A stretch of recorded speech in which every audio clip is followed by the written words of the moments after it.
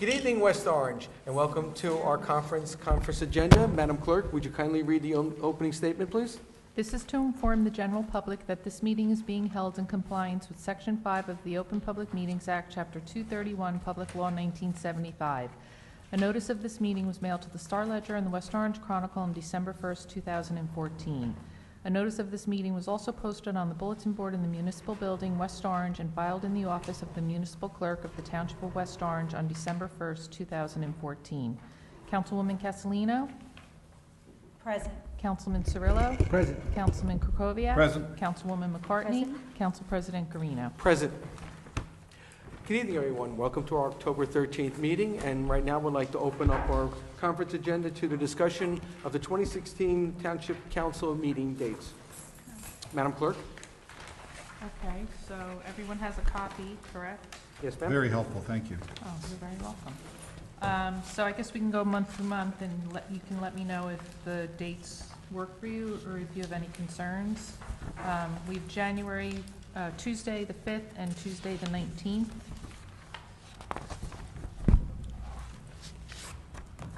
I have a quick question. On the 19th, it looks like you had something written in there and it was erased. Is there That says Martin Luther King Day. She moved it to Monday. That's the Okay. official date. Right, okay, just wanted to be sure. 'cause yes, my eyes are bad and I couldn't read it.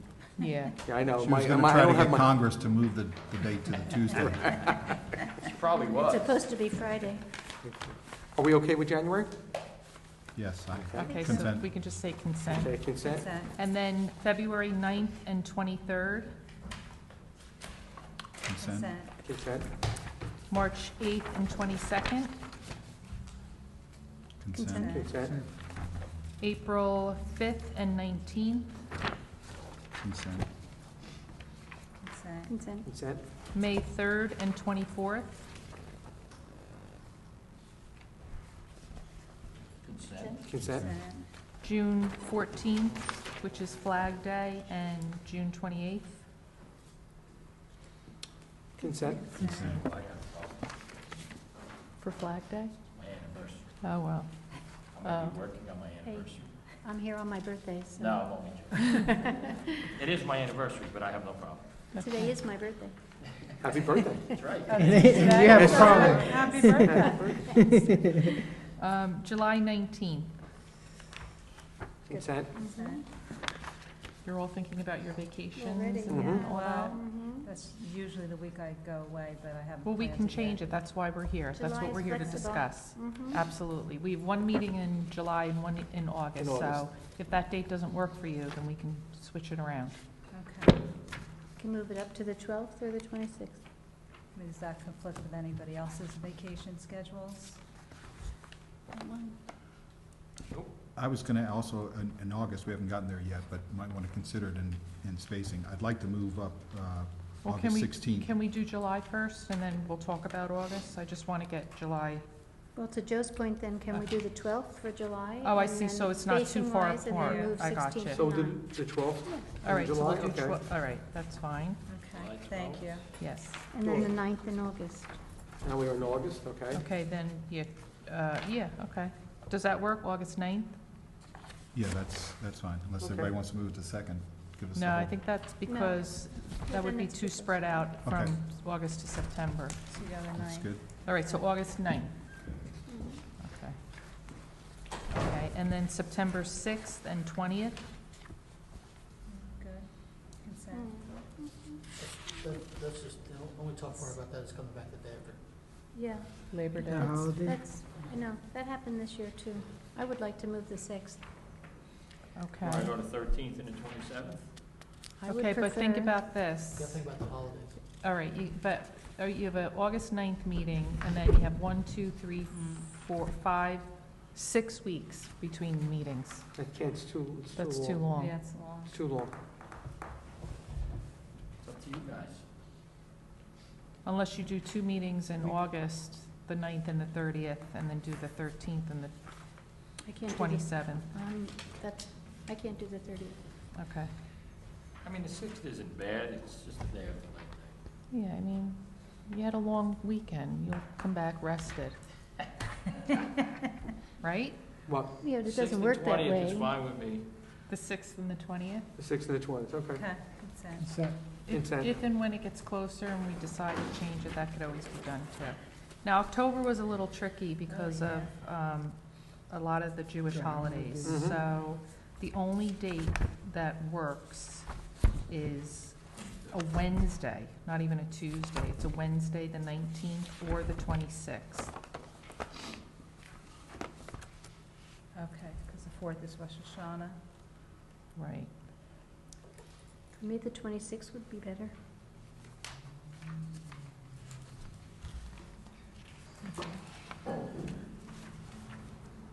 Twenty-sixth, is that it? 26th? That's 5 weeks Well, then, between yeah, meetings. That's long Sure, too. that's too long. What about the 6th, October 6th? Thursday. Yeah, I have no problem with Thursday. No, Yeah. we can't do that because the zoning board meets in here. Yeah, Wednesday, Thursday, Not on the Actually- first Thursday. The Hmm. zoning board meets the third Thursday of the month. I saw the schedule today. I can go and Oh, get it. Unless it's a Special special, meeting. maybe it's a special. I don't Let know. me Find it. look before I. Third Thursday. Zoning? Do you want to try to kick the planning board or the zoning board out? I like it, it's okay. No. I mean, there's there's plenty of notice to them Yeah, to change will the be different. the It's time. true. You're right, Joe. It's true. Yeah, but what's the difference? Because, I mean, we're still moving it to a Wednesday or a different day. Yeah. Plus, there's a I lot mean, if you more of want to them do than the us. 19th, it's fine. They meet on the 20th, Right. so. Well, then we could do the 19th, and then that's not as far apart. Yeah, the Yeah, 19th how is, about the 19th is better? that's out for me, I have Oh, a meeting at work, okay. third Wednesday of the month. Okay. So do we have any dates on October? Yeah, that was very Yeah, I mean, tough. except if it's a October's very Thursday or the difficult. 26th, right? Who is Yes. it? So you can do the 6th or you can't? You can. What's You the can. problem with the 11th? It's the night before Yom Kippur. Yeah, it's Erev Kippur. Can't do it. No, we checked with the temples and everything. We made phone calls, so. Yeah, no, This was. Fasting starts. Sunset. And what's wrong with the 18th, first day of Sukkot? It's Yeah. also this, well, the Yeah. first 2 days are observed, first and second day. Same with the following week. So we can We do could do the the 6th, 6th? if you want to move it Thursday. Mm-hmm. The 6th. Okay, you want to do that? Yeah, Yeah. the 6th. Okay. And then, You're keeping the 26th? And then you could do the 26th. right, Okay. that spreads it out well. Okay. You better make sure you advertise those. Oh, yeah. Mhm. Those dates are not on a Tuesday. so- Right, correct. Okay. So you got the 6th and the 26th in October. We have consent on it? Consent. Consent. Consent, okay. And then November, we have the 1st and the 22nd. That's a week later after the 26th, FYI. Yeah, that's just Okay, not yes, even. that's true. Mhm. Now, the 8th is Election Day. Mm-hmm. The 15th is the week of the League of Municipalities Convention. So why don't you knock off Can we the do 1st one? and just do the 22nd? Can you just do one? Sure. Yeah, that's you fine. can do whatever you like. So the 22nd? Okay, so just one meeting. All right. And then December December. is the 6th and the 20th. That works. Yeah, that actually does work. Good. Do you ever have need that if business, like this is a year ahead of, ahead of time, if you have a business item that you need to pass, can you always come in for a meeting if you're that spaced that far apart, or you never had that We've need? never had that No. before. But it's not hard. We did it for the council candidate. That's right. One. Okay. Okay, And we've And a done, lot of other towns do it too. Yeah.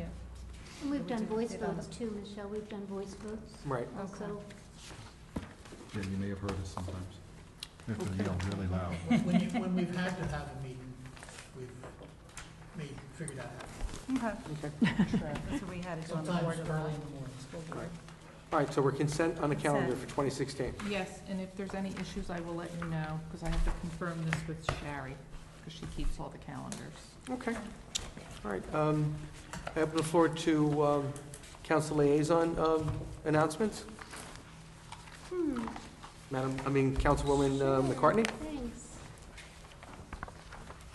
So 7:30 this morning at a chamber, God bless you. This is true. 7:30 this morning at a Chamber of Commerce meeting. I really did gratefully thank all of the exhibitors and residents and community members that came out for the Public Relations Commission and West Orange Chamber Health Fair. It was the first one that we ever did, and it's really a nice success. It was a great day. Weather cooperated between all the township departments, the chamber businesses, and all of the wellness and volunteer organizations. It was really a nice reflection on the township. So I'm really pleased and proud, and we'll most likely have our debriefing meeting and start planning next year. So at that same meeting, we talked about the West Orange Chamber Annual Thanksgiving Luncheon. Please save the date, Wednesday, November 25th. This will be at Mayfair Farms. Tickets are $40, westorangechamber.com. This Thursday, the pedestrian traffic and safety meeting is scheduled for Thursday at 7 o'clock at the West Orange High School Tarnoff Cafe. It says the reason why: exchange ideas and learn ways to make West Orange streets smart and safe for all. This is in coordination with the Pleasant Valley Civic Association. Jerry and I serve on the commission and the West Orange Pedestrian Safety Advisory Board. It's open to the public. It will be moderated by Charles Brown and facilitated by our acting planner, Paul Greigel. 7 o'clock at the high school, Thursday, October 15th. This weekend we have the Edison Concours Grande Elegance. This is Judge Cassini and Llewellyn Park would like to make this a signature event for West Orange. There will be 90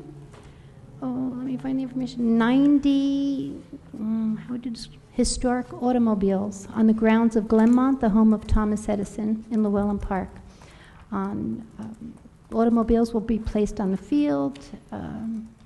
This is all about just how to invite everyone. It's a weekend event. It starts on Friday, Saturday, and Sunday at Glenmont in Llewellyn Park.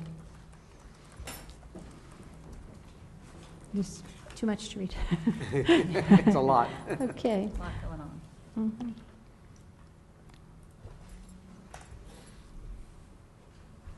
I think that's it. Planning board. Okay, thank you, Thank you. Councilwoman. Also, I'd like to piggyback on what Councilwoman McCartney said about the traffic and safety meeting at the West Orange High School Tarnoff Cafeteria.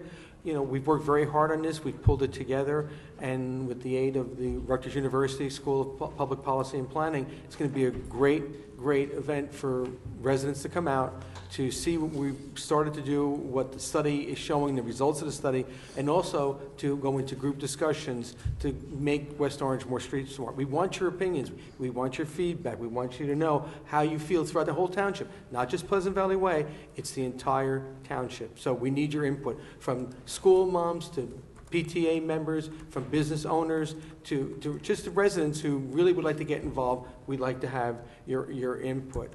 Also for the Edison Day Concours, it's going to be a great event. I know if you go on their website, there is a website for it, and the fees for the tickets are right there. I know one is to get into Llewellyn Park to look at the cars is $25 per person. And remember, these revenues are not going to the car people. They're going to the West Orange Scholarship Foundation. They're going to the revenues for the Edison Laboratory National Park. So basically, you're giving to two well-deserving organizations within the township of West Orange. So we look forward to you to turn out. So it's going to be a very busy weekend, and it should be a lot of fun. And to see these classic cars are just unbelievable. And Edison's electric cars and his Model T that was given to him by Henry Ford will be on display.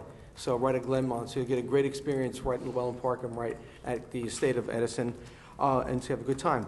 For the Downtown West Orange Alliance, I'd like to let everybody know that there will be a pumpkin painting at the Farmers Market on October 30th. So please reach out via the website, call Megan Brill, our Executive Director, or go on the website and email us and to reserve your pumpkin. It's going to be a fun time. Kids have a great time, and the pumpkins will be there, but you need to reserve a pumpkin. Also, as we come into the holiday season, on Saturday, November 28th, that's Small Business. And that's a program nationally recognized through American Express, where retailers offer special discounts, special offers, gifts, and there'll be a whole list of participating vendors on the Downtown West Orange Alliance website. And you can find that by going to the town website and link right into the Downtown West Orange Alliance website to get all our information. And lastly, but not leastly, is the holiday open house to be on December 5th. And also this day, on December 5th, we're also having the tree lighting. So in one complete day, you're going to have the holiday, the trolley ride throughout, the Main Street corridor of West Orange, through the Welland Park. You'll also have the holiday event at Community House. It'll be like a street fair in the Community House new building, the future basketball courts right on Main Street. And also you'll have the township tree lighting. So we look forward to coming out, participating, and having a great time, and we look forward to seeing you there. Councilman Cirillo. Thank you, Council President. I just want to congratulate the Arts Council and their new site. Unfortunately, I couldn't make it to the event this Sunday because I'm pretty limited in mobility, but I saw pictures and everyone had a great time, and we're all happy to see the group finally find a home. They've been doing a lot of good work in town for a long time. The spot is located at 551 Valley Road. 551 Valley Road. Just come by, look at some of the galleries. WestOrangeArts.org is the website. WOArts.org. And let's continue to support this great organization. Again, the West Orange Arts Council on Valley Road. Thank you very much, Council President. Thank you, Councilman. Councilman Cirillo. Councilman Krokoviac. I'm sorry. Well, thank you for that, that mistake. It's been a long day, Councilman. I have no announcements. Okay. Councilwoman Castellino. I don't have any announcement. I just want to congratulate. I was able to stop by the Valley Arts Council with their location, the grand opening, and some beautiful pieces of artwork, and just to see the amazing work that the committee members are doing there. And last week, stopping by the Friends of Edison, their event at the Muckers Ball. Yeah. The Muckers Ball. That was a lovely event as well. So, and congratulations to Thank you. Councilwoman, on a very nice job you did with the health and wellness. That was a large endeavor and a lot of volunteers that came out to help support you. So, very Great. nice events. Thank you. Thank you, Councilwoman. Yes, congratulations, Councilwoman. It was a great event, had a great time, and a lot of people got a lot of good out of it. So, a more healthier West Orange. Educational outreach, right? Let's see, okay. Susan, would you like, Ms. Anderson, would you like to make any comments as our public information officer? Yes, I would. Thank you. Thank you, Council President, and thank you for announcing the pumpkin event at the Farmers Market on the 30th. We actually have a very big Halloween weekend here in town. We also have the rec department's Goblin and costume party, Goblin Parade and costume party on the 30th. I'm sorry, I can't even, I'm catching my breath here. And that's over at O'Connor Park on Ralph Road, and that starts at 6 o'clock. The Goblin Parade is free, and the costume party, and there's also a spooky trail for $3, so that should be a lot of fun on All Hallows Eve. And on Saturday from noon to 6, we have a spooky Halloween festival at OSPAC with a trunk and treat, and all residents are invited to come out and open up their trunks and try to get rid of all that candy that you're going to end up eating if you don't unload it. So enjoy Halloween here in town, because it's going to be a lot of fun, and there are a lot of activities for kids. The flu clinics, the health department has started its annual flu clinics, and I have the dates here. Tomorrow, October 14th, starts at 9 a.m. at the John P. Renner House in the community room. You can get your flu vaccines there. Also on the 19th at the West Orange Health Center on Gaston Street and on the 21st, same location. And both those days, one is, 19th is 2 to 3:30, and the 21st is 2 to 6:30. There's no charge if you have traditional Medicare, and a $25 copay for HMOs or the uninsured. An additional offers the pneumonia vaccine for residents 65 and older, and that vaccine is $50. So flu season is upon us, and we urge you to, if you're over 65 or if you have any other additional health problems, to come and, take advantage and get your flu shot and your pneumonia vaccine if you seem it necessary. And that's about it. Thank you. Thank you, Okay. Susan. Thank you for the announcement of those great events. All right, thank you. Bye. Okay.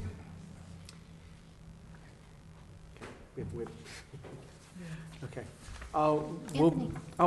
You want to talk now, Anthony? Oh, sure. Sure. Mr. Puglisi? We could bring the microphone to you.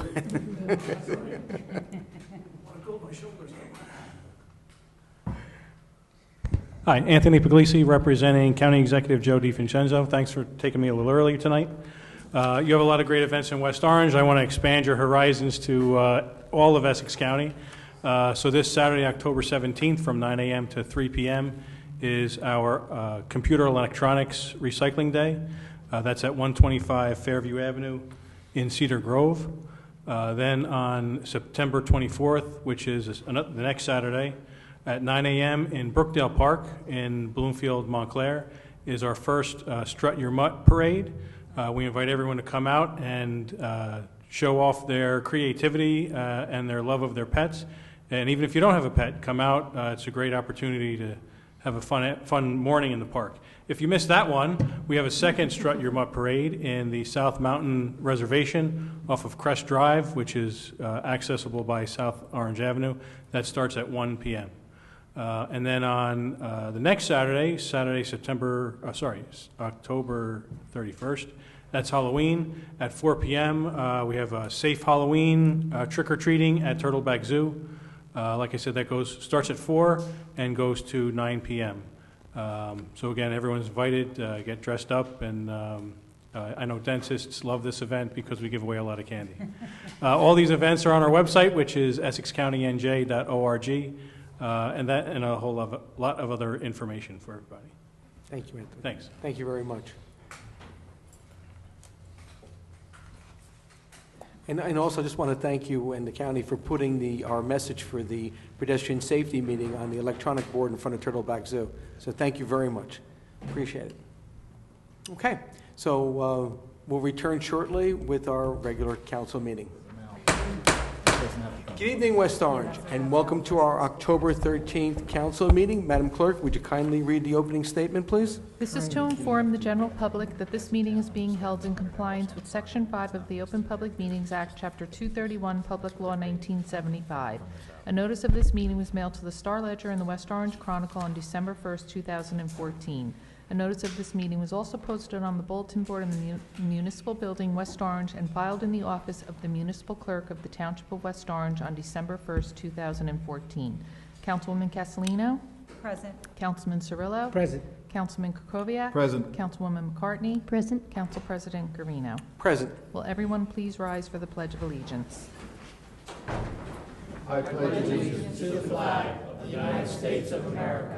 The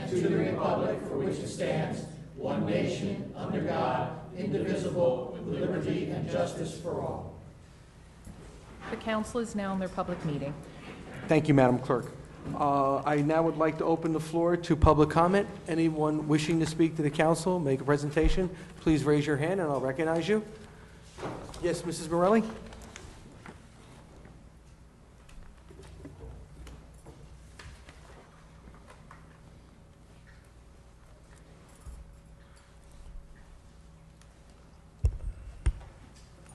Rosary Morelli, Ralph Road. I have some questions and I have a comment. Mr. Garino, several meetings back, I asked you if you would check with Trenton regarding whether we're running a flea market or a food or a farmer's market. And that question was precipitated based on what's being sold there, and I explained to you that the director and her staff of senior services in the county was interested in knowing. You know, those people are on site. They give out vouchers for food to seniors who are at a certain earnings level or whatever, income level. You have it? About the, Do you have an answer for me? No, well, I was an answer when you were done. I mean, Yeah, Okay. that's good. As long as you have an answer. Did construction begin on the Edison site on September 30th in compliance with the agreement?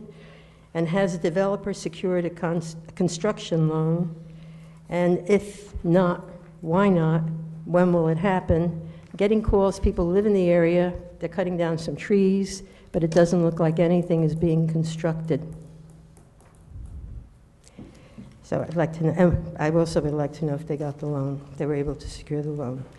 Lastly, Mark Meyerowitz and I attended the Supreme Court hearing last Wednesday down in Trenton. For me, it was a really exciting and interesting experience. I was really impressed with the justices. And for me, it means the citizens had their day in court. This was democracy at work. They were very astute. Their questions were very pertinent. I was very, very impressed. I don't know when the decision will be handed down. Thank you. thank you. Yes, ma'am.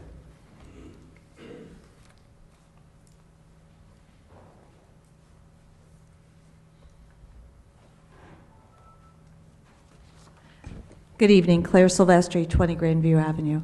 I have some questions about Resolution 249-15, which is regarding the roadway improvements for Belgrade Terrace and Cherry Street.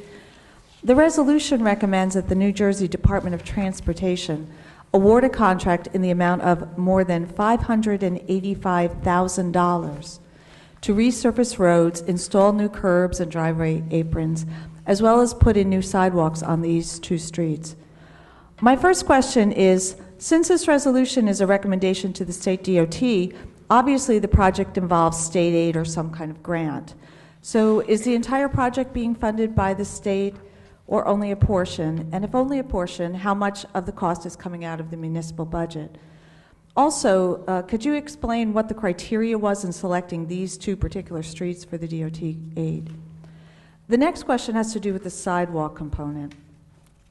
There's another resolution on the agenda tonight that has to do with roadway improvements on Oxford Terrace, Winding Way, and Dartmouth Road, in which replacement of sidewalks was also part of the project. I believe a municipal ordinance specifies that homeowners are responsible for the upkeep of their sidewalks. However, it seems that most of the roadway resurfacing projects in the past 2 years have included the replacement of sidewalks as part of the job. So is this a new policy of the township to replace all sidewalks when doing road resurfacing and replacing curbs?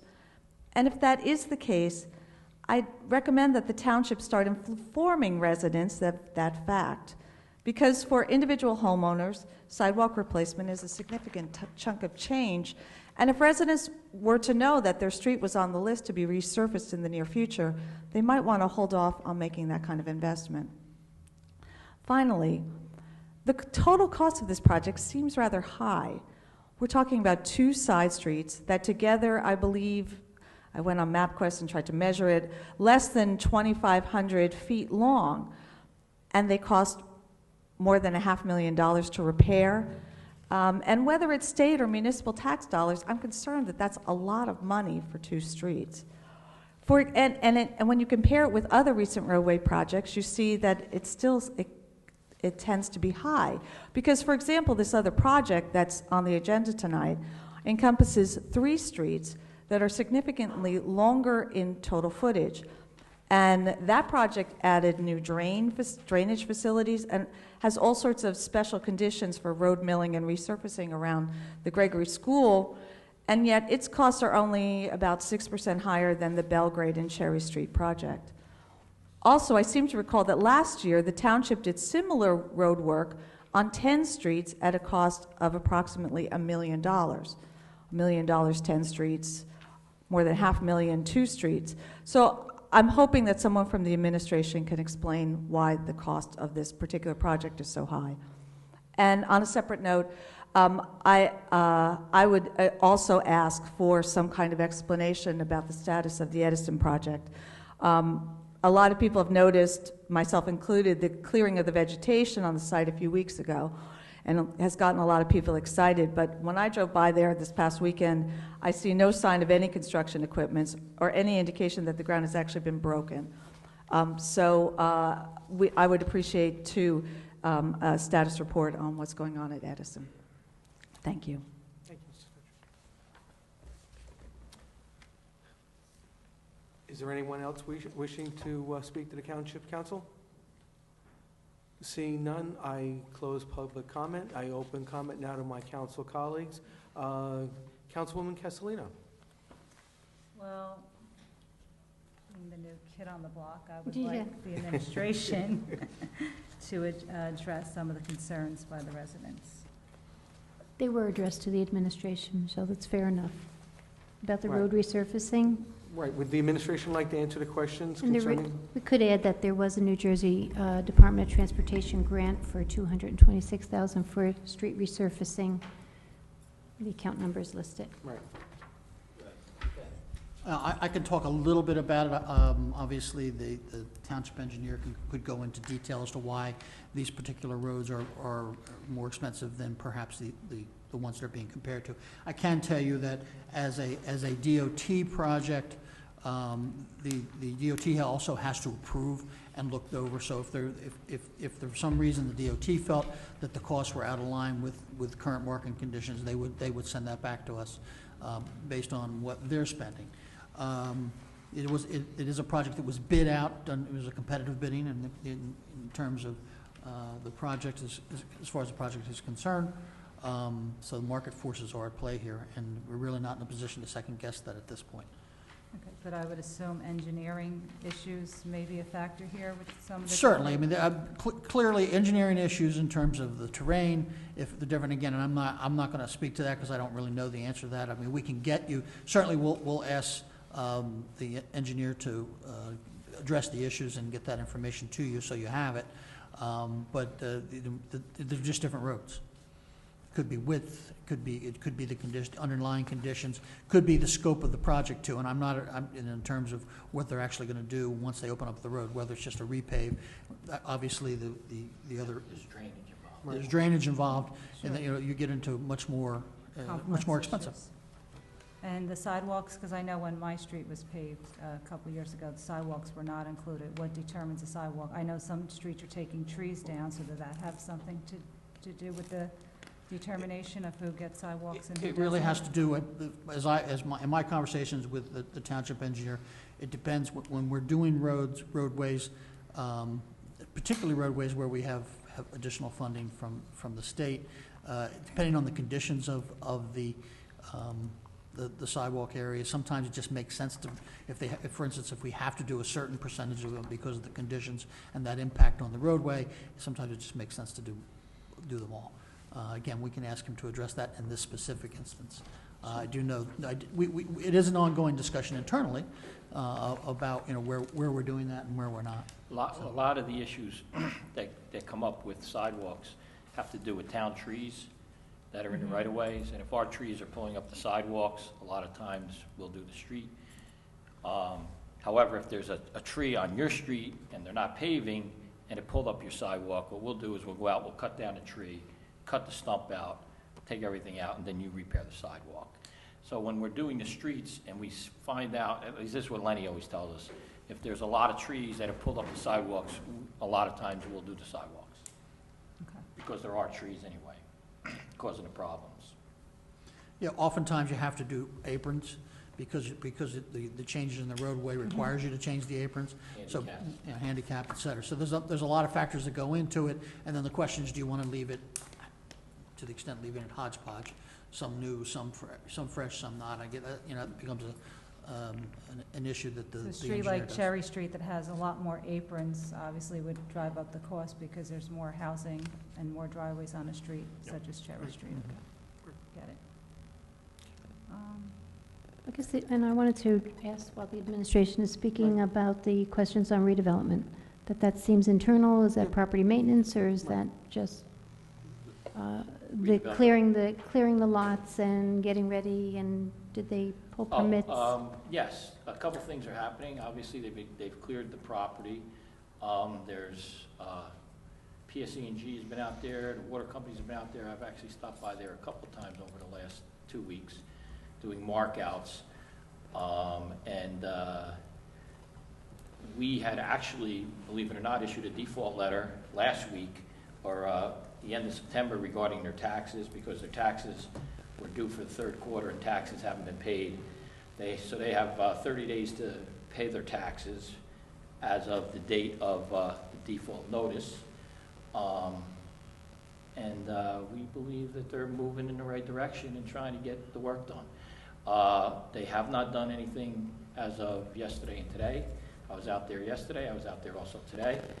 And anything that has been done was done last week, or actually over the last 2 weeks. They did have equipment on the property, but I didn't see anything out there today or yesterday. Have they secured their loan, or? That I'm not sure about. Actually, I'll probably find that out tomorrow. Okay, you'll email Because us and let us know? Yes, absolutely. If I could follow up? Sure. The last time, if I recall correctly, the last time the administration issued a default notice to the redeveloper, we weren't told about it, we, the council.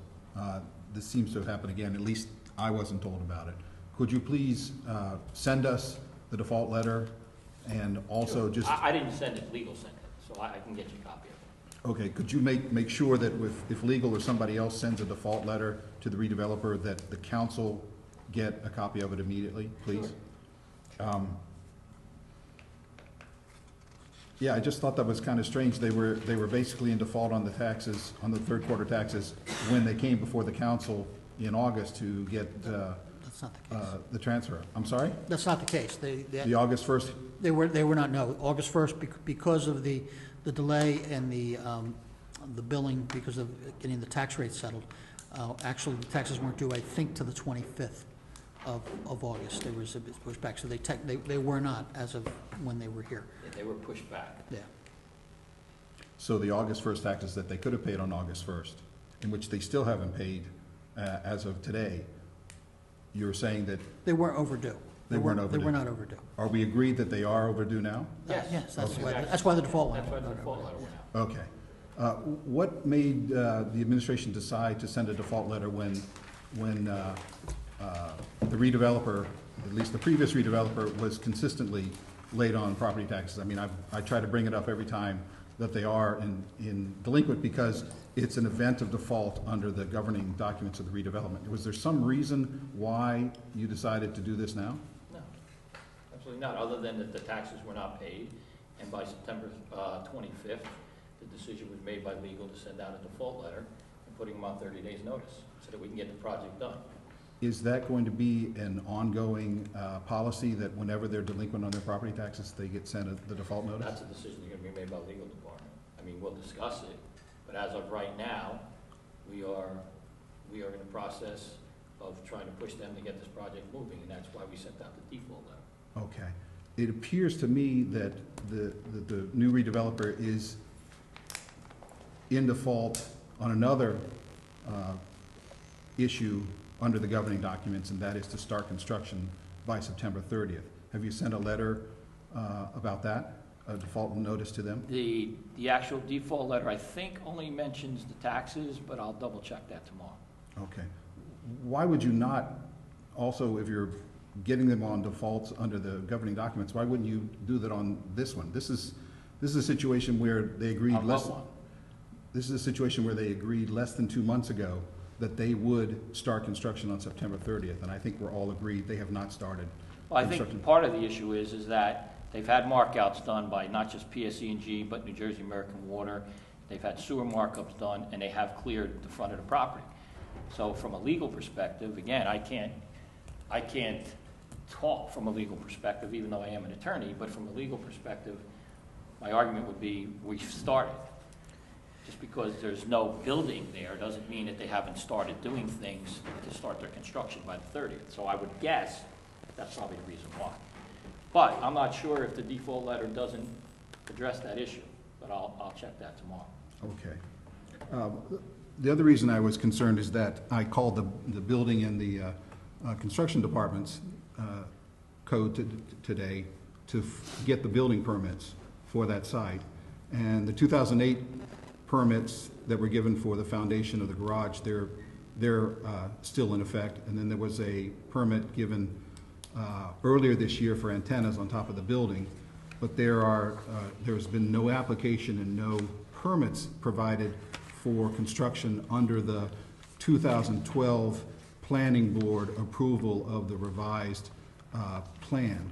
So I'm wondering how this can in any way be considered compliant with the governing documents if not only we don't see any construction going on, but they don't even have a permit to begin construction. Prior to beginning any construction, they have to submit their plans, and they have to be reviewed by our planning department. Once those plans are reviewed, then the permits will be issued. You're correct, that has not taken place yet. But I don't think that's a big deal. They can do other things, but they can't start with their construction until those plans and the permits are issued. The garage, they could start on that. Yeah, I still think the plans have to be reviewed by the planning department. You have a permit for an antenna? Right, but are you saying that you're not concerned at all about this? No, not at all. That they have, from all appearances to me, incurred another default. That we actually have 2 outstanding defaults on under the governing documents right now on this project. We have 1 outstanding default. I'm in disagreement with you on that, based on the fact that they have done work on the property since September 30th. So you consider clearing the weeds and having the utility guys come in to be actual construction? I didn't say that. I said that it doesn't say that they have to complete construction by September 30th. It says they have to start the project. No, that's not true. That's not true. The governing documents say they must start construction by September 30th. It's a matter of interpretation. Obviously, if the legal department if they haven't sent that letter out, then they feel that is part and parcel of what they were supposed to do. And as I told you before, I'm not sure if that wasn't part of the actual default letter, the second piece. I never actually saw the default letter. I got an email saying that the default letter went out and that it was attached to my email, but it was not attached, so I can get a copy of that. Yeah, I would appreciate it if you would send it to the council as soon as possible. Sure. Because it certainly I'll send seems it like out to to you me tomorrow. that cutting down weeds and piling them up on the site is not construction. I'll send them out tomorrow. And the governing documents I think are very clear. It says construction must start by September 30th. I will send it out tomorrow. Do you think that if you knew that the new redeveloper was able to secure a $70 million construction loan, that you would know about it? Yes. So it's likely that they haven't secured the construction loan? I think they're probably negotiating it. I don't think it's in place yet. Right. I don't know that for a fact, but that would be my guess. Well, we were told for years that Prism was negotiating to get a construction loan of only $50 million. And I had Mr. Diaz tell me to my face that they were about to have a loan. I'm not looking at what happened in the past. I'm looking Right. at what we have to do today in the future to get this project off the ground. That's what we're doing. That's why we sent out the default letter. So if they indeed have not started construction, they're now 2 weeks in default on this. They have 30 days to remedy what we said to them. So they have 30 days to pay their taxes. That's the law. You can laugh all you want, but that's the law. They have 30 days to do what they have to do. If they don't do it within 30 days, then we move to default the project. That's what the law says. So they have until October. The letter went out on the 25th. If they got it on the 27th, they probably have till October 27th to remedy the defaults. Right. If the second default is not noted in this letter, the failure to start construction under the governing documents, how long do you think it's going to take the legal department or the administration to determine that that's a second default? I'd have to speak to them tomorrow and find out what their position is on that. Okay. Could you please let the council know what your Absolutely. determination has been on this? Sure. And I would like to make a motion for my fellow council members, two things. One, to invite someone from the legal department to explain what's been going on here with this letter, and also invite someone from the new redeveloper, DGP, to explain what the situation is at the next council meeting. What's the status? So I'd like to make that, make that agree. motion. I agree. Sure. Sure. Second. Fine with that. The voice. No, you don't need a motion. No, because we're just asking, the council's asking, and I'm saying, please send the letters and invite them to the next council meeting. You got it.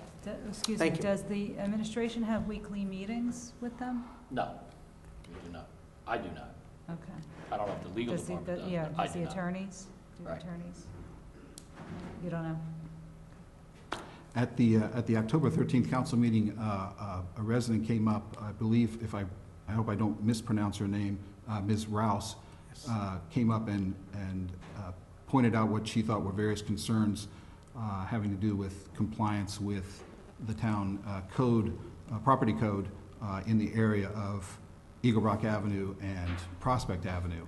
And I just thought, since she made the comments at the meeting and it's on the video, maybe we could just follow up on whatever Sure. happened with that. We were out there, we've been out there since we spoke with her. She gave us some pictures of things that she thought were problems. We sent our fire official up there, our property maintenance people were up there. We issued notices to the owner at the cleaning up, some of the things that she had talked about. Some of the things have been cleaned up, some haven't. Some of it's been done, some is still pending. We were out there again today, and one of the issues was that the garbage Yes. was out there. The garbage was cleaned up last week, Yeah, it was. and when we went out there today, it was there again. So the argument that the owner is making is that people on the weekends are coming here dropping garbage in there. I don't know if that's true or not true, but I can tell you, I know for a fact, I was there Friday, it was cleaned up. And when I came in today, there was garbage all over the place again. So we will be up there again tomorrow, and if the violation notices, you have to give the owner time to clean up the property. If it's not cleaned up within the timeframes, then summonses will be issued. But that's where we're at with it. Okay. Excuse me, can he put his container behind a fencing apparatus? Like, shouldn't that be behind a fencing, a locked fence? so It people doesn't don't- have to be, Doesn't have to be? but that's something we can talk to him about. It's a good point. It should be, and that's what the It should be. planning board Right. always recommends, You're right. Good point. especially if he's making these allegations that people are dumping over the weekend, and it should be locked. We actually had a better idea, and that was maybe having him lock down his trash container on the weekends. Mhm. Yeah, he needs Put a a lock, lock he on needs it, to nobody- secure it. But the problem is it's not even that it's going in a container. People are stacking things up. They're alongside leaving around us. it, yeah. I mean, that's what was out there today when we went up there, so it's unfortunate, but we're working on it and we're on top of it. I'll put it on the other side, but I guess Right. he has the gas containers there. Councilman Krokoviac, are you, That's fine. Thank you very Thank you. much. You're very welcome. Appreciate this. It's been Coun- very informative. thank you. Councilman Cirillo. Thank you, Council President. Going back to the sidewalk issue, I think that the main point that hasn't been addressed is the issue of updating residents. I know that we have updating residents on what streets we're planning on, working on, so that, We do that. I mean, what we do, yeah, because I know we have a schedule for next year. I saw, I've seen the it hasn't correspondence been go back, finalized yet, back but and it will be forth. finalized within the next couple of weeks. Preliminary schedule, right? So to let Correct. people know that, on that Here's the point. biggest problem with that. Excuse me, I didn't mean to cut you off. It's okay, no, But no, it's please. exactly what happened to us this year. We can turn around and say, we're gonna have your streets paved in August, and these are the streets we're gonna do it. Sure. And then there's certain utility companies that don't complete their utility work until September or October, like where we are now with 2 streets up at Belgrade. That happened because of Yeah. utility work that wasn't completed when it was supposed to be completed. So when you're sending somebody a notice and saying, we're gonna be doing your street on X, Y, and Z date, then everybody's calling us back saying, well, how come it didn't get done when you told me it was gonna be done on X, Y, and Z date? Sure. So it's kind of difficult to spell out when we're gonna do it, but what we do try to do, and what Mr. Laporte does, is when we're ready to do those streets, we go door to door, drop off notices, and say, hey, by the way, in the next 2 weeks, we're gonna be starting this. Just be prepared, because some of the streets are gonna be shut down. because of what we're gonna be doing. Yeah, and the reason why I bring it up is for the purposes of allowing a homeowner the ability to plan in advance in case there's a sidewalk that they would otherwise be investing in if the town is coming in and doing it, you know, perhaps giving them advance notice Yeah, so we can that look at that. there's. Wish I'd have known. Yeah. Me too. Sorry. But it becomes a difficulty, as you say, because Right. there's other outside parties It is involved in because some. you just don't know when you're gonna be able to do it. Right. And here's the thing, if we go out and tell you not to repair your sidewalk, and God forbid, something happens, we're compliant with you and not getting the sidewalk. Do you see what I'm saying? Sure, It's a yeah. very difficult legal thing It's a to planning get issue. involved in. It's But what we try to do is when we're ready to do it, we go out and talk to the people, let them know when we're gonna be there, let them know what we're gonna do, and then we get it done. So I guess my suggestion is to a residents, take a look at the preliminary schedules for the following years. And if your street is in there, just, start assessing the situation. Or they can call us and we can say, Or- yes, we are looking at doing the sidewalks, or no, we're not looking at doing the sidewalks. We can't Okay. guarantee we're gonna do it. But to Mr. Sayers' liability concern, if, residents also need to be advised if they have, if the conditions of their sidewalks and curbs are of such a condition Sure. that it poses a liability, that still is their responsibility even long before we're going to get there. Right? Because, someone can say, well, I talked to the town and they said they were gonna do it 6 months from now, but somebody fell a month later. Or they told me not to because. Now you got a we're That's not doing it. dangerous, correct. Very dangerous. That And puts somebody gets hurt, liability on us. we will get pulled into that litigation. And that just puts the taxpayers at risk. I hope we're educating our population and our residents out there with this conversation. Yes, Council. Yes, I don't mean to interrupt, I just wanted to follow up. No, on it. please, on that question, Okay, yeah. Thank you. It's a good discussion. I would just say, as my colleagues know, I don't think it's a good idea to do the sidewalks unless there is a specific instance where you need to. And the person speaking at public comment was correct. I can't recall that we have not done a construction project, road construction project, that it hasn't included the sidewalks. And it adds, in addition to the points that were being raised here, it also adds to the cost. And instead of us using the money to pave somebody's streets, and goodness knows there's plenty of streets in town that need this, we're putting it on the sidewalks, we're spending it on the sidewalks and not on streets. And I feel pretty strongly that we should pave as many streets as we can, and spending the money on the sidewalks is money that should be spent. With the understanding, if I can have the floor back, thank you, with the understanding that there are town issues, right? Because there's trees in the way that There are some we are in some responsible areas. for in some areas. Just to So put your yeah, point- that point is well taken as well. And So- to your point too, we have to get it from the town engineer, why? We need to have Mr. Lepore here to explain why, instead of just He'd be guessing. able to explain it a lot better. Like I said, since I've been here, I know a lot of the times that we've done them. Like, we do curbing because when we're plowing the streets, our snow plows rip up your curb. So when we do the street, we replace the curbing. That's our fault. I can show you things in my office where people have called and said, hey, they plowed my street and took up my curb and the apron in my driveway. Those are things that we have to go back out and do anyway. So if it's a street that we're going to be doing within the next month or so, we actually, at that point, we will take the responsibility, because then we call the neighbor and we say, look, we're gonna be repaving your street in a month, and everything's gonna be fixed, and we let them know that. But in most cases, that's how that happens. Now, if there's any other reasons, Mr. Lepore would be better to explain that to you than myself. Mr. Sayers, think Mr. Lepore could send the council members, an update of why? Yeah, everything else? I'll talk with him. And then we I thought can he was share gonna it, be then we here can tonight, share it but with the he- I residents. made a note to ask him tomorrow. Thank you. Then we can share it with the residents. Councilman, I'm sorry. I Sure, missed it's okay, let me just finish. And then the other issue that was brought up was the construction loan issue. Ms. Morelli, $70 million is a lot of money. That takes a long time to secure. It takes a long time to secure $5 million construction loan. There's a lot of financials, audits, and financial statements. Take care, Anthony, get better. Bye, oh, okay. I'm feeling his pain.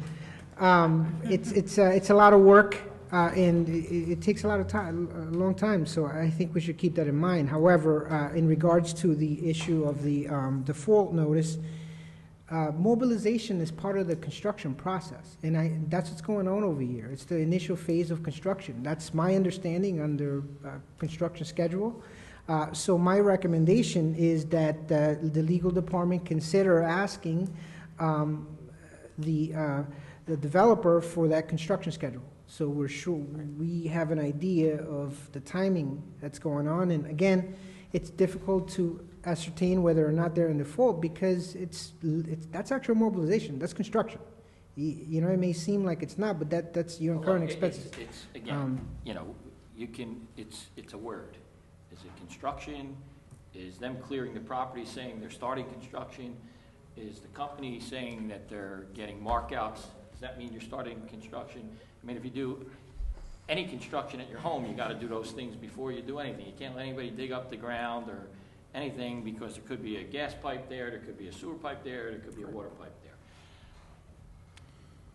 And again, I'm not sure whether that default letter went out with that in it or not, to be quite honest with you. I know it went out, definitely it went out with regard to the taxes. I'm not sure if it went out with the second piece saying that you were supposed to start on the 30th and we don't believe you started on the 30th. I will find that out tomorrow, and I'll get you guys a copy of whatever was sent out. Yeah, so my recommendation, pay particular focus on where they are with that construction. That's a lot of money. It takes a long time to obtain that. And the second issue is ask for a construction schedule, okay, so that we're well educated on what's going on and we know what to tell the public out there. Personally, I don't think we have a legal right to find them in default for not starting construction because mobilization started. We talked about permits. That's all part of the construction process. However, there may be a gap if the construction loan hasn't been, it's still a work in progress. Well, they have 15 days to respond. Thank you. Just wanted to share that. Thank you, Mr. President. Thank you, Yes. Councilman. Councilman Kukoviac? Could I just ask a question, because I'm a little confused? If someone starts construction on anything in the township, and they don't have a construction permit, don't we generally shut them down if we find out about it? Well, technically, by law, you have 72 hours to get a permit for anything you're doing. Okay. So you can actually start the construction, but within 72 hours, you have to come in and get a permit. I'm not sure if that applies to a redevelopment project. I know it applies to a regular project. So I can't answer that question, to be honest with you. Okay. I know it applies to anything you do at your home, but I'm not sure if it applies to a redevelopment project. There also may be certain activities, and I won't speak to this particular project, but in general, there are certain activities which are part of the construction process which don't require permits. Sometimes certain levels of demolition or preparation work doesn't require a permit. That's still part of the construction process. So I'm not sure you can use that as a litmus test. Well, here's what I know. The redevelopment document says, the governing documents say, construction must start by September 30th. So it's not further defined in the documents. Then we have a situation where the new redeveloper does not have a construction permit, as far as I know, to actually do the construction that's being contemplated in the documents. And then there is some issue as to what construction means, but if they are indeed doing construction without a permit, shouldn't we be shutting them down? Because it's certainly been more than 72 hours. Clearing the land, you don't need a permit to do that. It's up to a certain point. You don't need a permit to get markouts. Markouts are done anytime you're doing construction. You have to have PSE&G markouts, you can have water markouts, you can have sewer markouts to make sure that whatever you're digging up, you're not pulling up anybody's pipe. So these questions will all be answered when they come to our next council meeting and the paperwork you'll forward. Yes, Mr. Kaiser? You know, we have one of the foremost redevelopment councils in the state of New Jersey, or probably in the country, representing us in this matter. All of these issues have legal components. They have strategic components. We keep talking about, you know, what may be the law, what may not be the law. These are the experts who are dealing with this on a day-in, day-out basis.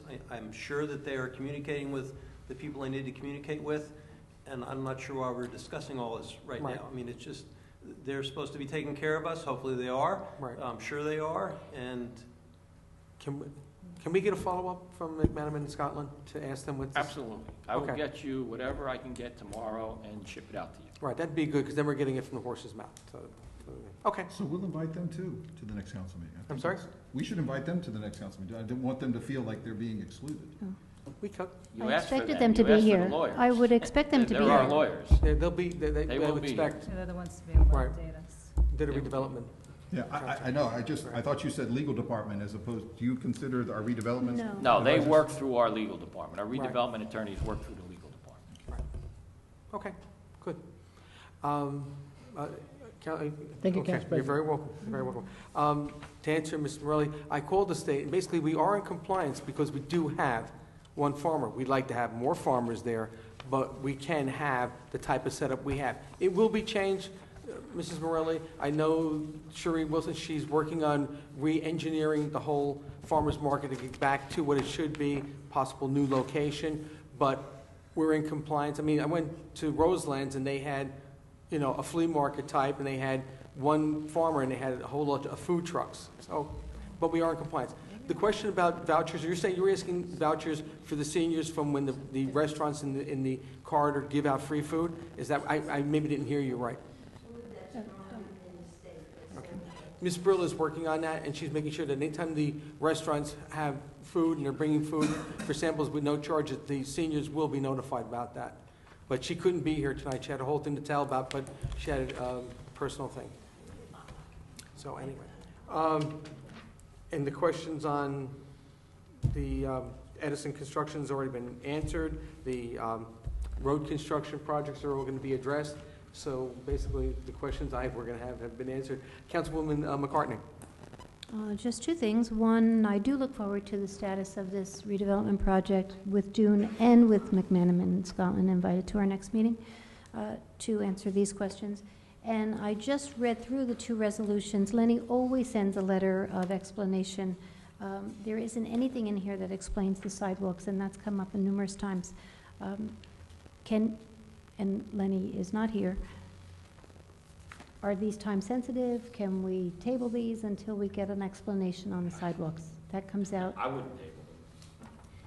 There isn't anything in here that No, it's getting explains cold that. out. At the bid to get that done, it's getting cold out. Yeah. As a matter of fact, some of them we're gonna have to be working off hours to get them done because of school. So, my suggestion from an administrative standpoint is not to table this. That would be my And I suggestion. typically trust Lenny's judgment. And it's the same company, so they're already out here, their work is already out here, Correct. their equipment's already here. Correct. And they're the lowest bidder, and with the second ordinance, resolution about the change order, even with the additional money, they're still come in lower than the second lowest bidder. Correct. So, It's because of the amount of, you know, like I said, there's also drainage problems with that. That's why those are usually a little bit higher than others. Most of the times when we replace streets, we're not doing drainage replacements, but in that instance, we're doing drainage replacements. But we're talking about. since it's two- gushing down your But, street. but we're talking about two of the flattest streets in town, Belgrade and Cherry. But, yes, but they're flat, but not necessarily That's actually- drain-wise, that's because they're actually coming more- down the hill. That's actually more of a challenge from a drainage point of view. Right, because it's than- coming than from streets the... that And are if you, not. and if you look at Belgrade Terrace, that huge empty space all the way across half the road, and all the water just cascades down there. So that's an issue that has to, you know. Okay, Little by little, we're trying to replace that stuff. absolutely. Okay. Councilwoman, are you, any other? That's all I have, thank you. Okay. Moving right along, Madam Clerk, with the consent, continue with the agenda, please. Consent agenda?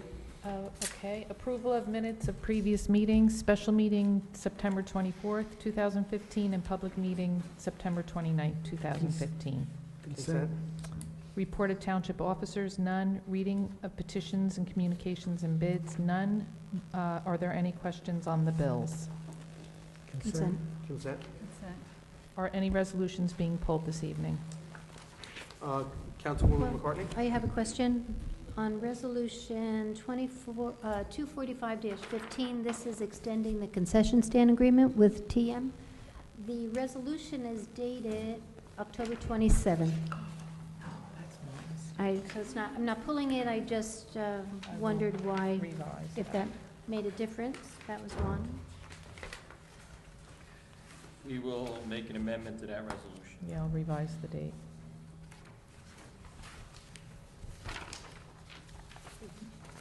I have a I think, and my other question was what I just said about the additional change order still leaves that contract below the other bidders. That's it. Okay. I'm not pulling anything, no, just. Okay. a question. Councilwoman Castellino? I have a question on H, 25115. I read through the resolution. Is there a cost involved to investigate, to look at these H? parcels? There is a cost involved with the original resolution where it was authorized for our planner or the planning firm to work with the planning board on these issues. There's no additional cost involved to adding these parcels. Okay. But there's an amount not to exceed, was there? Right. Right. I don't remember what the amount was. There's no Right. additional cost for adding these roadways. And I know I wasn't here for the other portion of it, but why that area? Why are they looking at that area?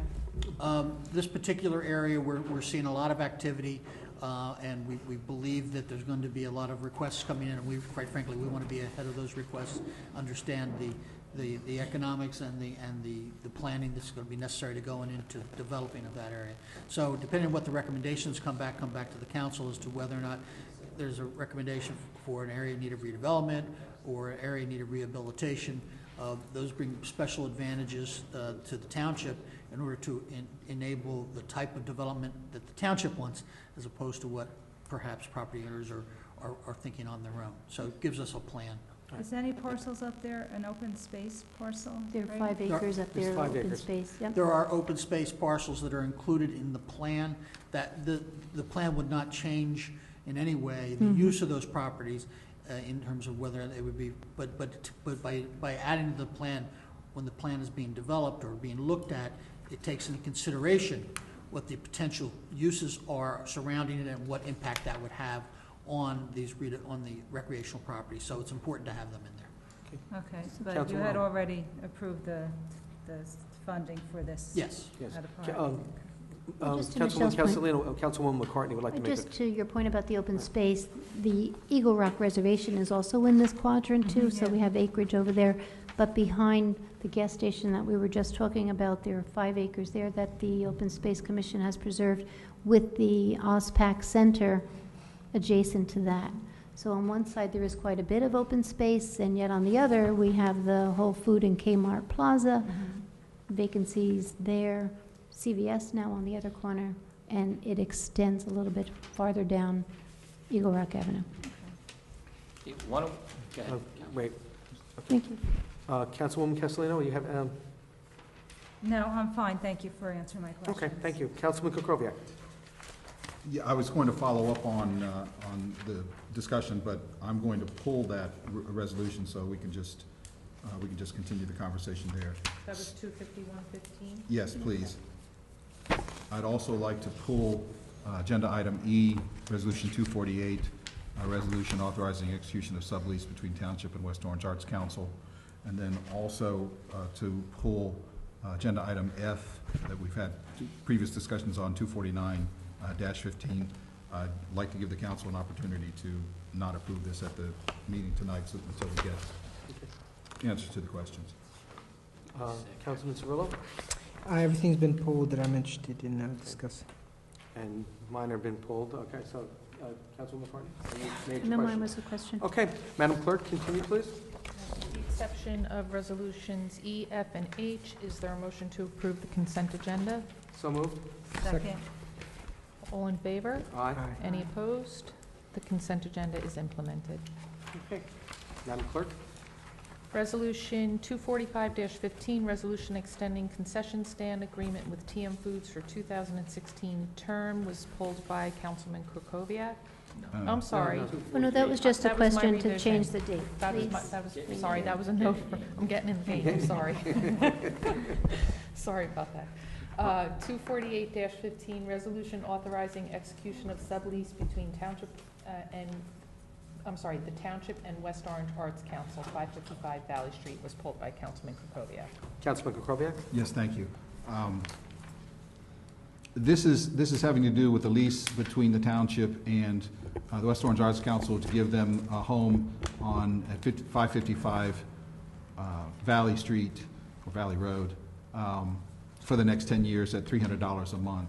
And when the original lease amendment came up several months ago, I voted against it, and I'm going to vote against this as well, not because I don't think it's great that the Arts Council now has a home.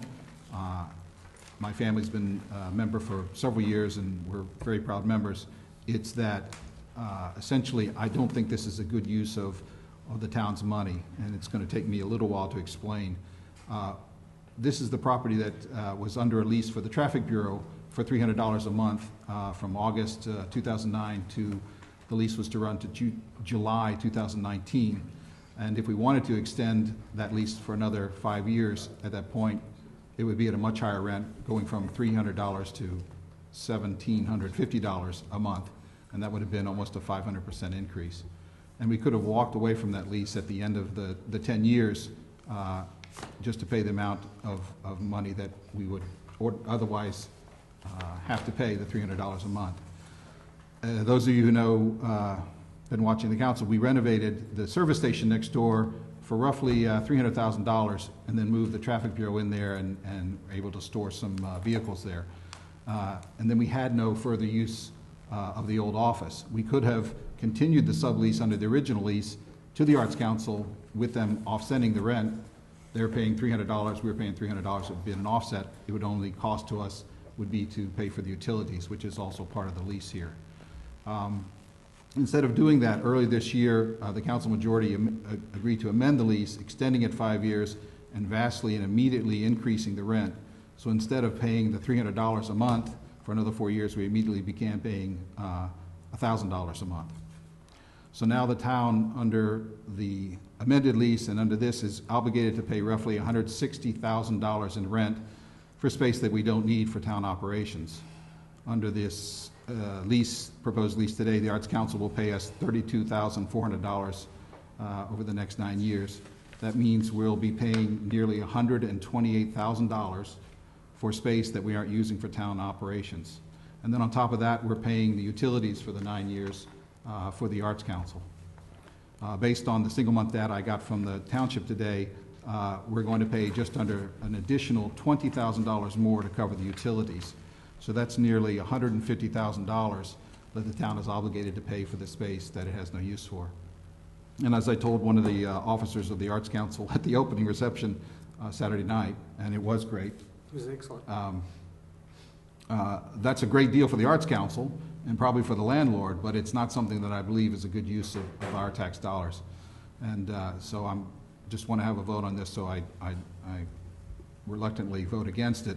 But I do want to urge everyone to go down to the facility. It's beautiful, and invite them to join the Arts Council, because now the Arts Council has to be paying rent, and also to participate in their many great programs. So that's Thank you, Councilman, all I had. for your input. Any other comments on this? No. Can I just make some? Yes, you hear, Mr. There's a Sayers? couple of things that the councilman said that aren't correct. Number one, the Arts Council is only getting a lease for 4 years, not for 10 years. And that's right in the lease document, the resolution. Second of all, we were required to stay with our lease because that's what we signed on with. We didn't extend the current lease. And the reason that we negotiated the lease was twofold. Number one, part of our original agreement with Hands was that they were going to take over the gas station and make it a commercial space, which they relinquished not to do, so we could make it our police substation. So as part of that, that's one of the reasons we not increased, but agreed to pay additional dollars for the rest of the lease. And the second issue was, the reason we did that is because the Arts Council had come to us and asked us if, in fact, we had space for them to rent, because they wanted to do some things in the community and for the community. And we felt that that would be a perfect spot for them. They came in and took a look at it, they liked it, and we had agreed to move ahead and charge them $300 a month rent. But their lease is only for 4 years, and our lease was never extended. It was, we had the obligation to stay in that lease up until that point. Right. Okay. I just have to say, it was a great opening. The facility is beautiful. The artwork, the presentation, it's fantastic. you're legitimate. You have a home now. And I believe it's a worthy investment on a township to move you along. We hope eventually you'll build up your revenues and everything else, and you'll take on a little more, which I'm sure you will. You have the right people, the right attitude, the focus, and the comments at the opening from people from all over town were so positive. So I wish you continued success, and we're very proud of you. We are. Madam, Councilwoman? I respectfully disagree with my colleague, Councilman Kukoviac, because if you look at what Valley Arts just did to the West Orange border as far as boosting the economic development and the housing and the artists and the galleries, it's exciting and it's generating a lot of interest in that area.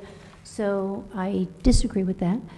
This weekend I was in Scituate, Rhode Island at their arts festival. It drew over 100,000 people. It is in its 49th year, so you have a ways to go, but you know, we have been partnering, we meaning the Arts Council, the Chamber, the Edison Museum, Valley Arts. We have been doing so many projects together that, you know, pooling all of our resources together, I only see it as positive for the Valley Corridor. So I respectfully disagree. Thank you, Councilwoman.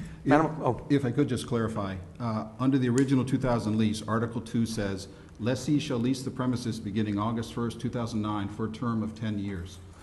In the resolution that we approved back in May, the 6th whereas says the lease for the property continues until July 31st, 2024. So this has actually been another 5 years added. And under the original lease in 2009, under Article 12, subsection A7, it says, let me get to it, sorry.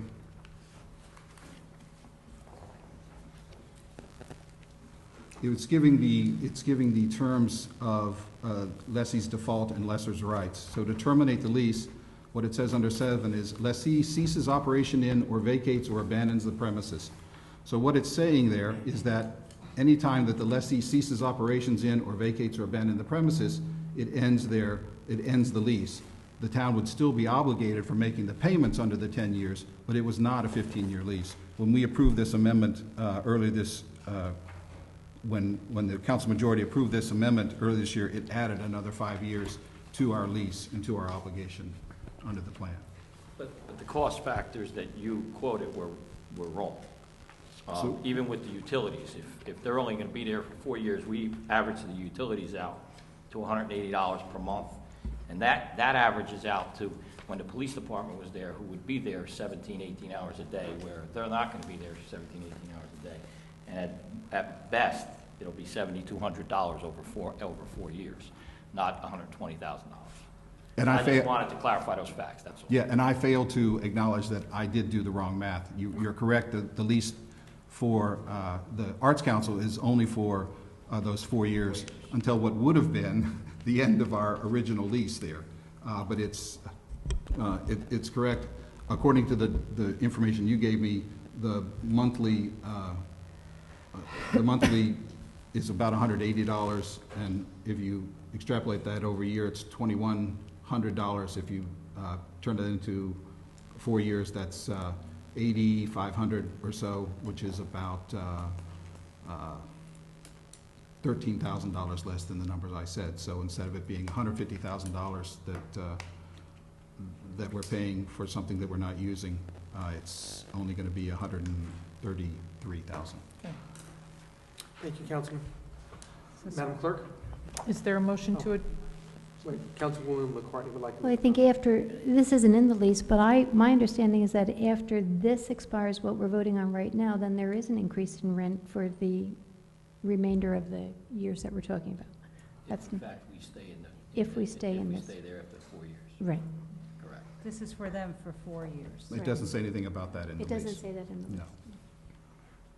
It just says they can walk away after 30 days' notice. Is there a motion to adopt Resolution 248-15? So moved. Second. Councilwoman Castellino? Yes. Councilman Cirillo? Yes. Councilman Kukoviac? No. Councilwoman McCartney? Yes. Council President Garino. Yes. Okay. Resolution F 249-15, resolution authorizing the recommendation to the New Jersey Department of Transportation that the contract for Cherry Street and Belgrade Terrace roadway improvements be awarded to Reggio Construction, subject to the approval of the department. Yeah, I just, when Councilwoman McCartney was saying earlier that maybe we should hold off on this, I wanted to just give us an opportunity to hold off on it. So I just wanted to pull it, because I think there've been some good questions raised, and from my perspective, I think we need the answers before I feel comfortable going forward on this. It just seems like a heck of a lot of money, and I'd like to find out better why that is. So while we were having our discussion, I did text Lenny, and I asked him about the resolutions and how this, it's a lengthy text about why are the sidewalks included, because this subject has come up before. And Lenny says that we are including the sidewalks because it is part of the New Jersey Department of Transportation grant. There you go. So Thank you. that's why they're included in this particular one. It's not that we could spread that out over into other projects. He's saying, but didn't you say that this was just a partial grant, right? Not me. On here, Didn't you it's say the- 200 that there was? No, Okay, let Mr. me- Gross. It's on the back of our. The reason I'm raising the issue is because if it's a partial grant, then we have to pay for the Some of it, balance, right. which is, I Where guess, did I read roughly $350,000, $400,000. It was a $226,000 grant. Okay. So it's 300, right. So I guess it's unfortunate that we don't have Mr. Lepore here, but it would seem to me that I need clarity on whether this is a requirement of getting the grant, that we must do sidewalks. And I'm not sure that that's what he said. He said it was part of the grant, but He says we have a New Jersey. I think it's only part of the grant because we put it in the grant that we wanted to have sidewalks. That's the point I'm saying. Anyway. If it was part of the bid. Mhm. It's going to be too difficult to, Isn't Cherry Street down by the pool and Sure. Yes. Colgate Yes. Park, right? yeah. Anyway, I don't think I think it was a great idea to text him, but I don't think it substitutes for actually having him here and speaking. So I'd like to just move on, just because we're not going to Right. figure it out any further, Ah. even though it's a good idea. Maybe we can have remote video casting in the future. Madam Clerk? Is there a motion to adopt Resolution 249-15? Motion moved? Yeah, Second. I'll second that. Councilwoman Castellino? Yes. Councilman Cirillo? Yes. Councilman Kukoviac? Abstain. Councilwoman McCartney? Yes. Council President Garino. I have to recuse myself, Madam Clerk, from the vote. Okay, so just let me make a note of that. Oh. A little Okay. too close to home. A little too bright, no, I'm saying. Resolution 251-15, resolution amending Resolution 217-15, requesting the planning board to evaluate certain properties in the vicinity of Eagle Rock and Prospect Avenues to determine if they should be designated an area in need of redevelopment or an area in need of rehabilitation. Councilman Krokoviac. pulled Yes, that. thank you. I just pulled this because we were discussing it a little bit earlier, and Mr. Gross said some things that I wanted to try to follow up on, to get a better idea of why we're doing this, because, as you know, at the meeting that this came up, I tried to read the state requirements for the creation of a redevelopment area, and I was arguing that that area is probably the most vibrant commercial area that we have in town, and I just found it difficult to believe that this is something that could be considered in need of rehabilitation or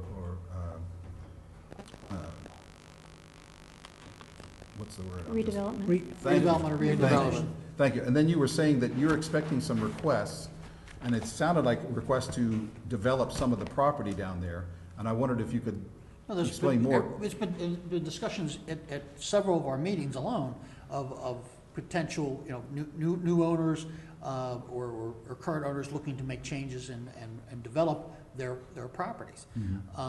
So we're looking at that area as an area that to look at, whether it be rehabilitation, which is frankly, to qualify for rehabilitation, if you have 50-year-old sewers, you qualify for rehabilitation, or redevelopment, depending on the conditions of the sites. And I agree with you, there's a number of sites there that you know, would be hard, I think would be hard pressed to look at them as an area of redevelopment. However, there are certain sites there that I don't think would be too difficult to justify at all. And depending on what those particular property owners have in mind, you know, we want to be in the position where we're thinking ahead about how the town should develop, not let individual property owners or potential developers make those decisions. So by going through this and doing the planning up front, and looking at these parcels and how they all might be used and coming back to report, the planning board and the council are going to be in a much better position to deal with any potential requests or development that comes forward in the future. Okay, so my understanding of a redevelopment area is that you basically have a totally new zoning law for that particular area, and you can be very targeted as to what you allow and what you don't allow. Yeah, it can be an overlay. I mean, there's different things it can be. Right. Absolutely. Right. And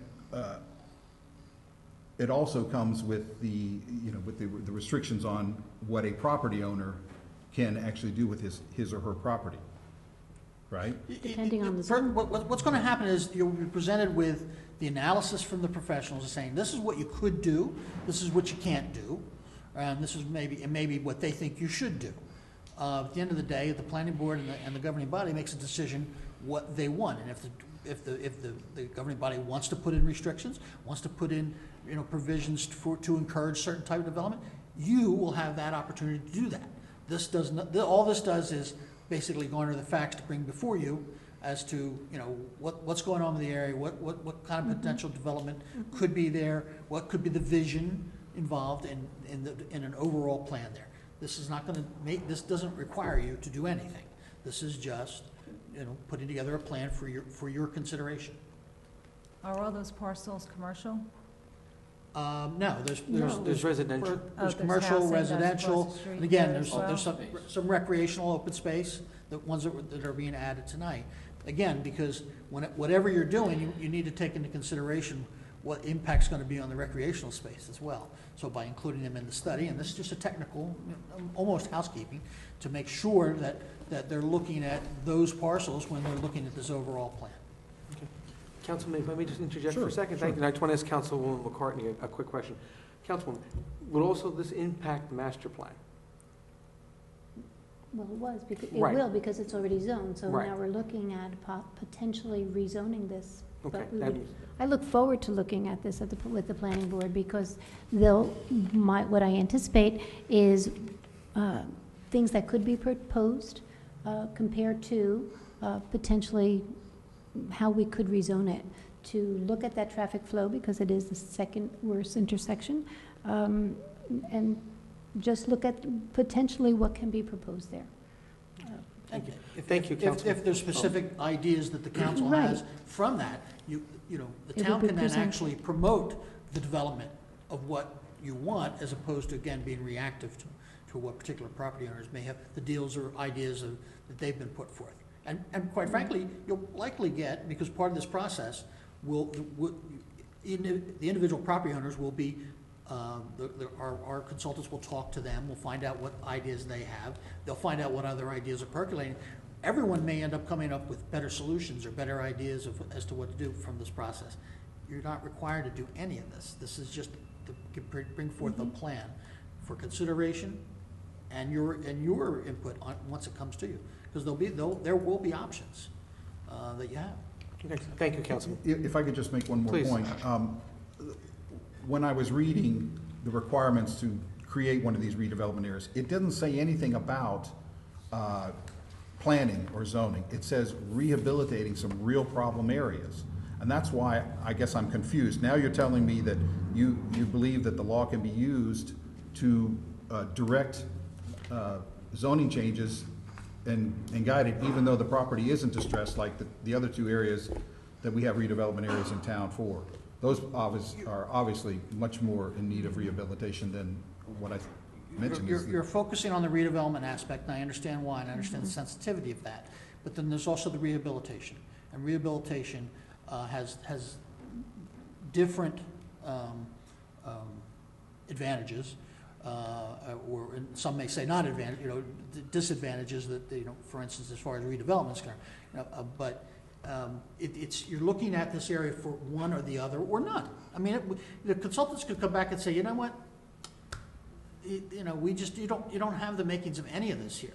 Now, we're pretty sure that the rehabilitation, the area, because again, we think that the sewer system there is all 50 years or older. And rehabilitation basically allows the ability to provide incentives to property owners to make improvements on their individual properties, whether it be residential or commercial.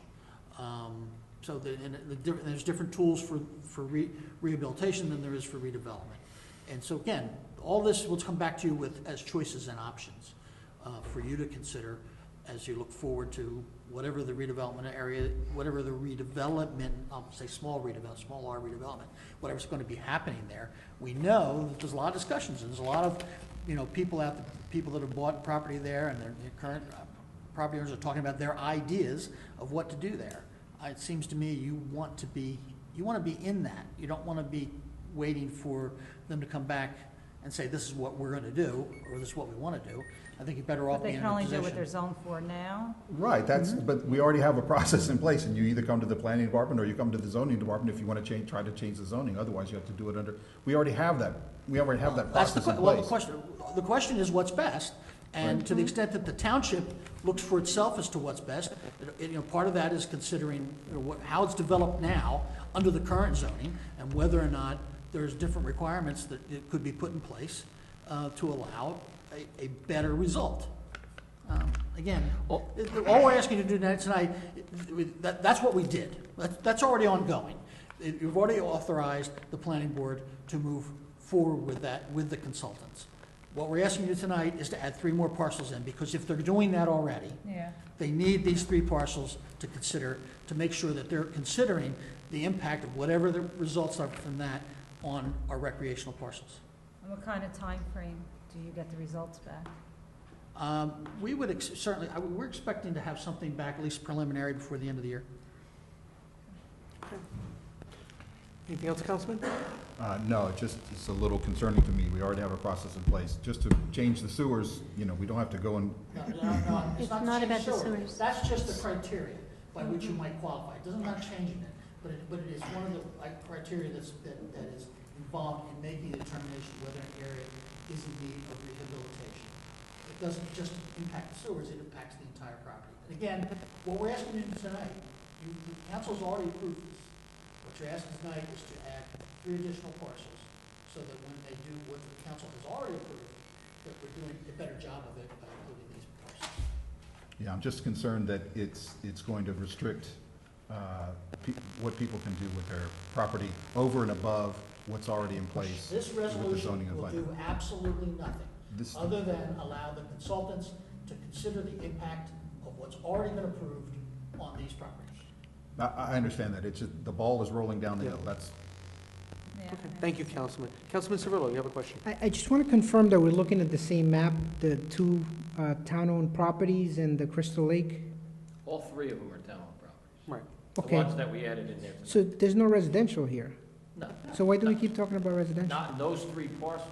So- You guys already approved the prior map. I understand that. Why are we talking about it? All this is 3 additions to the prior map. Right. Of 3 pieces of open space. So why are we talking about it? I don't understand that. You're just changing the scope. Oh, you're just okay, changing the scope of the because that's why I'm project. confused. So we're adding these 3 town-owned lots? Yeah. Okay, And there's a number of reasons why you want to do that. Okay. that's all. Councilman Kukoviac, you okay? Okay. Madam Clerk? Is there a motion to approve Resolution 251-15? So moved. So moved. Second? Councilwoman Castellino? Based on the 3 lots that are here for tonight, yes. Councilman Cirillo? Yes. Councilman Kukoviac? No. Councilwoman McCartney? Yes. Council President Garino. Yes. Okay. Ordinances on first reading, 2467-15, an ordinance authorizing special emergency appropriation pursuant to NJSA 40A:4-53 for severance liabilities resulting from accrued leave in connection with layoff or retirements of employees. Is there a motion to introduce on first reading? Motion moved. Second? Councilwoman Castellino? Yes. Councilman Cirillo? Yes. Councilman Krokoviac? Yes. Councilwoman McCartney? Yes. Council President Garino. Yes. 2468-15, an ordinance amending and supplementing Chapter 14, Sections 20.3 and 20.5 of the revised general ordinances of the Township of West Orange entitled Duties and Responsibilities of a Foreclosing Creditor. Is there a motion to introduce on first reading? So I'll moved. move. Did you have a question? No, No, no, she said so so moved, moved. I'll move. Oh, second. Councilwoman Castellino? Yes. Councilman Cirillo? Yes. Councilman Krokoviac? Yes. Councilwoman McCartney? Yes. Council President Garino. Yes. That concludes our agenda. Okay. I'd like to make a motion now to come out of the Township Council meeting. Oh, no? No, there is no EDC. Actually, it's not on my agenda. I had a conversation about this with Karen earlier today. I also spoke with Robert Williams, and Mr. Williams asked, in fact, that we carry this at least to the next meeting. So, Thank you, Mr. Kaiser, appreciate it. Sorry about the confusion. Okay, I'd like to make a motion. Before we make a motion to adjourn the meeting, I'd just like to wish all our Mets fans out there good luck tonight. Thank you. Thank you. And I wish you all a good day. Please come to our council meetings. Please reach out to us on our emails, contact our business administrator or, our township clerk with any questions. We look forward to seeing you at our next meeting. And I make a motion to adjourn the meeting. Is there a second? Second. All in favor? Aye. Any opposed? And, The meeting is adjourned. good night, West Orange. Have a great evening.